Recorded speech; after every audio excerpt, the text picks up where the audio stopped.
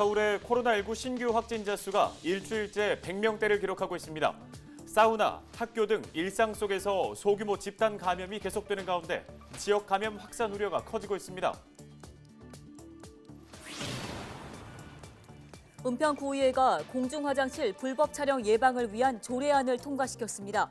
지역 공중화장실과 민간 화장실에서 발생할 수 있는 불법 촬영 범죄에 대응하기 위한 근거가 마련된 건데요. 자세한 소식을 의원 발언대에서 살펴봅니다.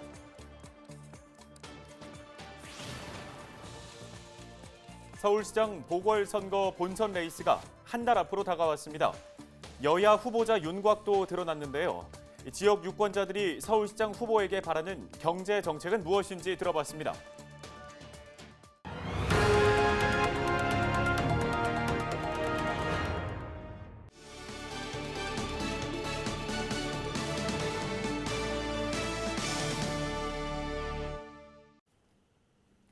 시청자 여러분 안녕하십니까? 헬로 TV 뉴스입니다. 사우나와 학교 등 일상 속 소규모 집단 감염이 계속되고 있습니다.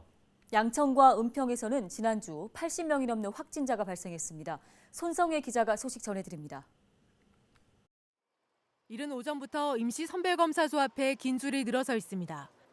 서울 지역 코로나19 신규 확진자는 일주일째 100명대를 기록하고 있습니다.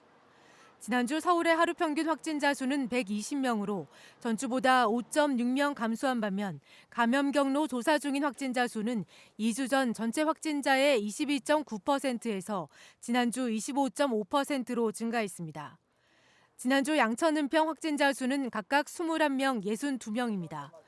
은평의 경우 62명 중 11명이 사우나 시설 집단 감염 관련 확진자입니다. 최근 1주간 집단 발생 사례는 지인, 직장, 가족, 직장 관련 132명, 의료기관 관련 34명, 직장 관련 27명, 요양원 및 시설 관련 16명 순으로 나타났습니다. 지난 5일 첫 확진자가 발생한 강동구 고등학교 관련 확진자는 15명으로 늘었습니다. 확진자 대부분은 운동을 하는 학생들로 개학 후 운동과 숙박, 식사를 함께한 것으로 조사됐습니다. 코로나19 백신 예방접종자는 3만 6천여 명을 넘어섰습니다. 예방접종 후 이상 반응 의심으로 신고된 사례는 460여 건입니다. 방역당국은 접종 후 이상 반응과 백신과의 인과관계는 조사 중으로 정확한 분석이 나오기 전까지는 과도한 불안감을 갖지 말라고 당부했습니다. 현재까지 접종이 이루어진 전 세계 국가의 사례를 볼 때에도 접종 후 이상 반응 등이 다수 발생했으나 백신과 인과관계가 입증된 사망 사례는 아직까지 확인되지 않았다는 점을 거듭 말씀드립니다. 코로나19 발생이 가족, 지인 간 전파로 직장 등 다중이용시설에서 집단 감염이 계속되고 있습니다. 방역당국은 거리 두기 단계를 지키지 않을 경우 지역 감염이 재확산할 것이라고 경고했습니다. 헬로티비 뉴스 손성혜입니다. 다음 소식입니다. 양천구가 방역과 역학조사 등 현장 대응 업무를 수행하는 1차 대응 요원들에 대한 백신 접종을 시작했습니다. 양천구 보건소는 오는 12일까지 소방관을 포함해 1차 대응 요원 총 252명에 대한 접종을 마무리할 계획입니다. 양천구는 5월 중으로 해누리타운에 접종센터를 설치할 예정이며 올해 만 18세 이상 구민의 70% 접종을 목표로 예방접종을 추진할 계획입니다.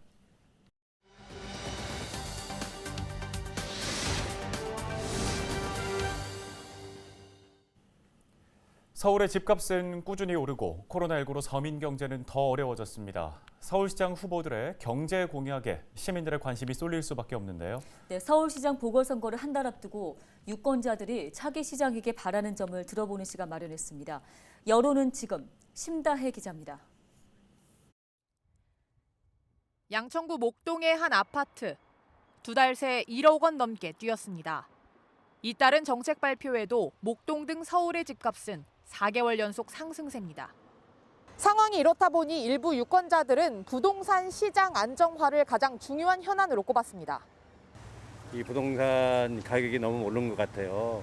특히나 이 서민들이 지금 집에 대한 걱정은 이제 꿈도 못 꾸잖아요. 서울시 그 주민들이 좀 주거 정책으로부터 좀 안정된 전세 물량 자체가 부족하지 않습니까?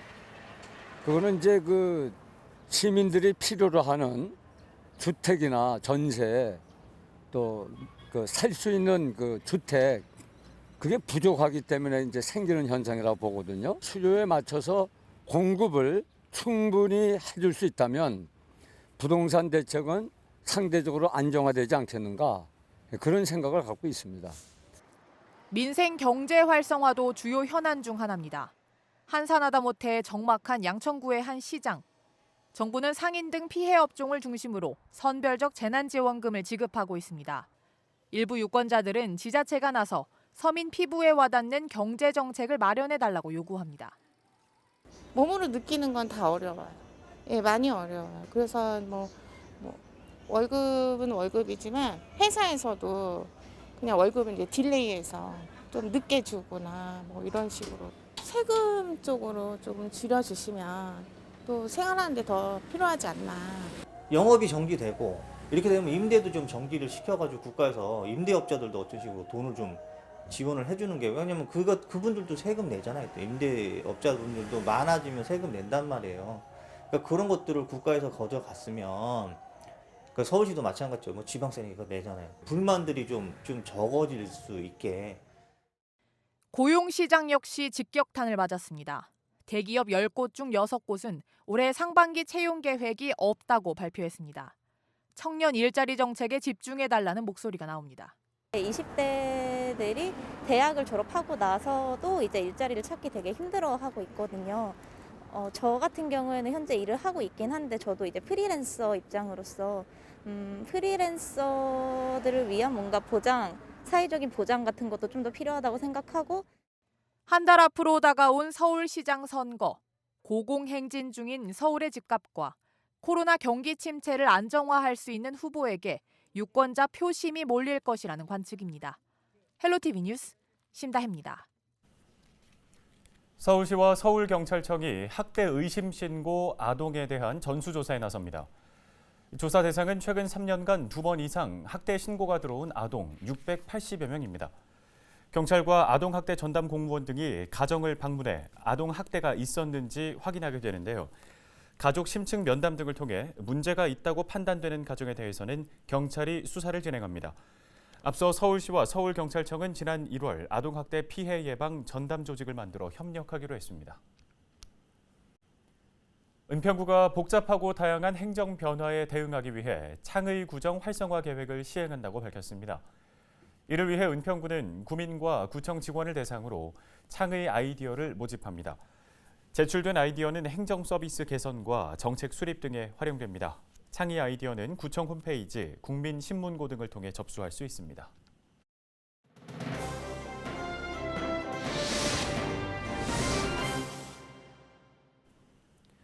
공공장소에서의 불법 촬영은 엄중하게 다뤄야 할 엄연한 범죄입니다. 은평구가 최근 열린 임시회에서 공중화장실 불법 촬영 예방에 관한 조례안을 통과시켰는데요. 네, 어떤 내용인지 김호만 은평구 의원 연결해서 얘기 들어보겠습니다. 의원님 안녕하십니까? 예, 아이고 안녕하십니까? 예, 김호만입니다. 네, 이번 임시회에서 공중화장실 등의 불법 촬영 예방에 관한 조례안이 통과됐는데요. 그동안에는 불법 촬영 예방을 위해 경찰이 아닌 구청에서는 어떤 역할을 했었는지, 또 본 조례로 인해 변화되는 내용은 무엇인지 간략히 설명 부탁드립니다. 예, 그 불법 촬영 금지를 위해서 서울시 사업으로 여성 안심 보안관과 우비로 인해 민간 점검단을 구성하여 합동 점검반을 편성해 불법 촬영 장비 설치 여부 점검과 예방 캠페인 합동 등을 진행하였으며 안전을 위해 화장실에 비상벨을 설치하였습니다. 또한 공중화장실과 개방화장실 그리고 지방자치단체 청사 및 이타 운영시설물의 화장실 등을 포함하여 불법 촬영기기 설치 여부를 점검하기 위한 상시 점검 체계를 구축하는 한편 민간 화장실에 대해서도 점검 유도 등을 통해 점검 장비 대여 등 근거 규정을 마련하였으며 또한 특별관리 대상 화장실을 지정하고 협력 체계 구축, 교육 및 홍보 등으로 종합적으로 예방하고 지원하도록 하는 조례라 하겠습니다. 네, 공중 화장실 불법 촬영 문제 수년 전부터 우리 사회의 이슈였는데요. 3년 전인 2018년에는 은평구의회 건물 화장실에서 불법 촬영이 적발된 적이 있었고요. 이제 와서 예방을 위한 조례를 만든다는 게 좀 늦은 거 아니냐 이런 지적들이 있는데 왜 늦어졌다고 보고 계십니까?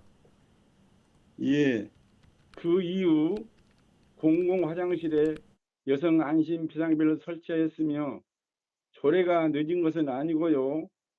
서울시 공공 화장실 등 불법 촬영 예방에 관한 조례를 기반으로서 여성 안심 보안관 및 민간 점검단 등으로 구성된 합동 점검반을 편성해서 불법 촬영 장비 설치 여부를 상시 점검해 왔습니다. 또한 2020년 12월 말 서울시 사업이 종료가 되어서 불법 촬영 예방을 위한 지속적인 사업 추진을 위해 우리 은평구 자체로 조례로 규정을 마련하기 위하여 지역사회 안전과 동리 증진에 기하기 위해 조례를 제정하게 되었습니다. 네, 조항을 살펴보다 보면 몇 가지 좀 눈에 띄는 게 있습니다. 그중 먼저 앞서 의원님께서도 언급하신 특별관리 대상 화장실이라는 용어가 있는데요. 이건 어떤 겁니까? 예, 그렇습니다. 예, 불법 촬영에 노출될 가능성이 높다고 인정되는 공중 화장실에 대해 특별관리 대상 화장실로 지정해 집중 점검하자는 것입니다.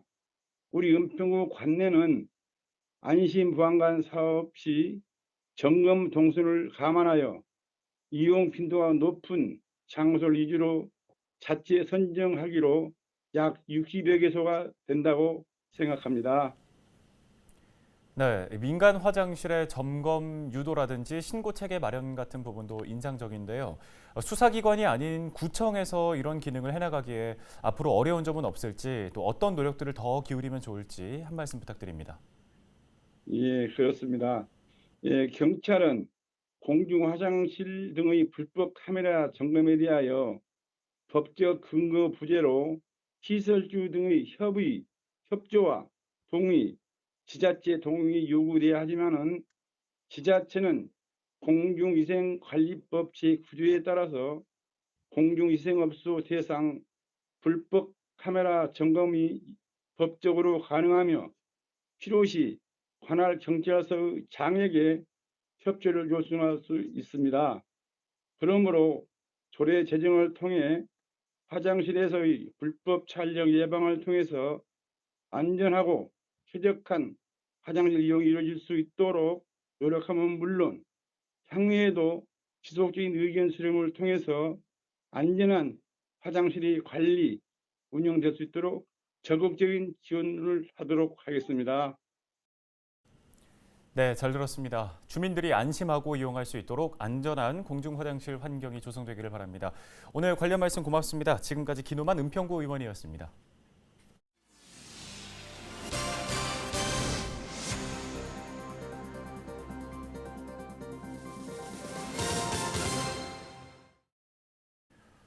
고농도 미세먼지가 집중적으로 발생하는 매년 12월부터 이듬해 3월까지 미세먼지 계절관리제가 시행됩니다. 네, 이 기간에 수도권에서만 4만 6천 대가 넘는 배출가스 5등급 차량이 적발됐습니다. 최혜원 기자가 취재했습니다.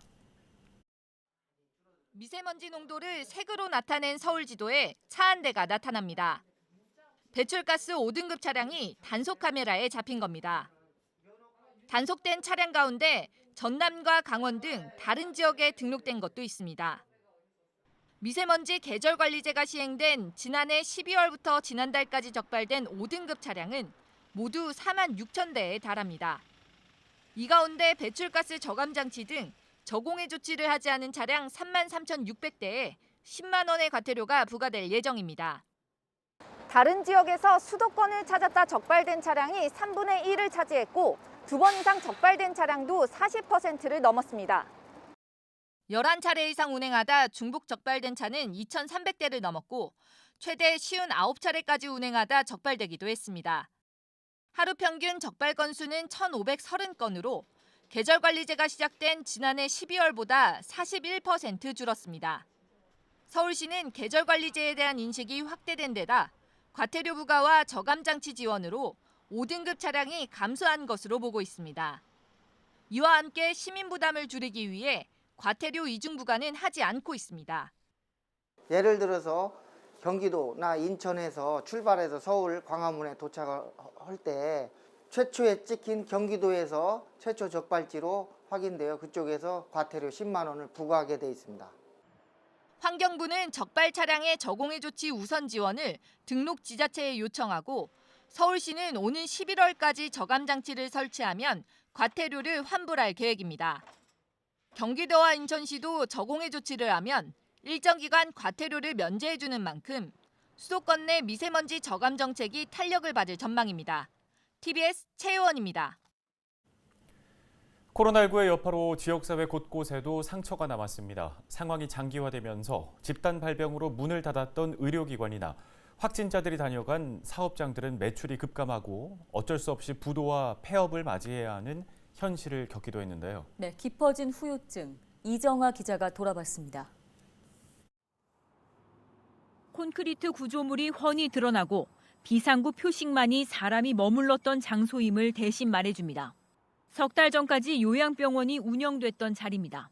지난해 12월 말 기준 확진 155명, 사망 39명. 코로나19로 인한 부천 효플러스 요양병원의 감염 현황입니다.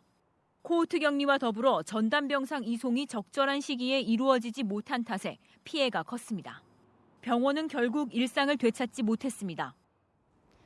지난해 코로나19 대규모 집단 감염이 일어났던 병원 내부입니다. 보시다시피 지금은 아무런 흔적조차 남아있지 않습니다. 막대한 인명피해에 대한 부담으로 폐업 수순을 밟을 수밖에 없었습니다. 폐업한다고 들었어요. 거기서 너무 원장님이 많이 지쳐서 돌아가신 분도 많고 힘들어가지고 그런 것 같아요. 코로나19 확진자가 발생해 폐쇄되거나 업무 정지됐던 의료기관은 문을 닫았던 기간에 대한 진료비 손실을 정부가 보상합니다.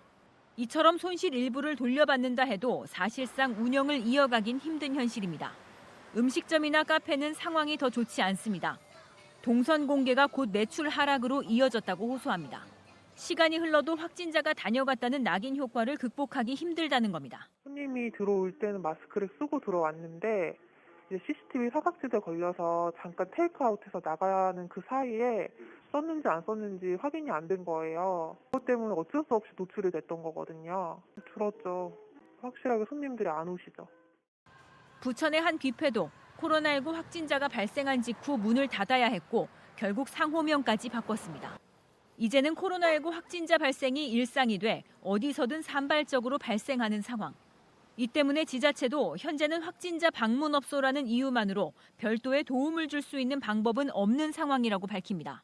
확진자가 다녀간 점포 같은 경우는 작년에 이제 국비가 조금 내려왔었거든요. 6월까지 지원을 해드렸어요. 지금 특정 어디라고 찝기도 어렵잖아요. 저희가 어디를 딱히 이거는 좀 어려운 문제예요. 코로나19 장기화는 지역 곳곳을 움직이던 삶의 현장에도 이겨내기 힘든 후유증을 남겼습니다. 헬로티비 뉴스 이정아입니다. 은평구가 청소년 진로 직업체험지원센터와 함께 청소년 진로 진학 지원 사업인 은평대전을 진행합니다. 은평대전은 은근히 평범한 대학생 언니 오빠들의 전공 이야기의 줄임말인데요. 대학생들이 중고등학생들을 만나 전공학과의 정보를 제공하는 진로 지원 사업입니다. 은평대전은 대학생 멘토를 모집해 조별 교육, 찾아가는 교실 전공 강연, 전공 박람회로 진행됩니다. 사업에 참여하고 싶은 대학생은 청소년 진로 직업체험지원센터 홈페이지를 통해 신청 가능합니다.